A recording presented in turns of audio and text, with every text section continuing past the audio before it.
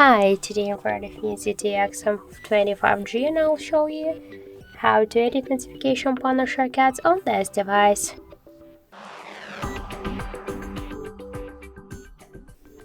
Let's first open the notification panel, and to add here some options or remove some of them, or just to change positions of the icons, we should click to edit icon, and you'll see here this down section with all of the invisible options.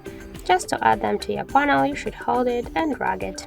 By the same way, you could remove some of these options from the panel, and to change the positions of the icons, we should just hold it and drag it.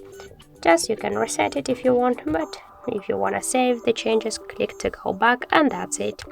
So thank you for watching, and if you find this video helpful, leave thumbs up and subscribe.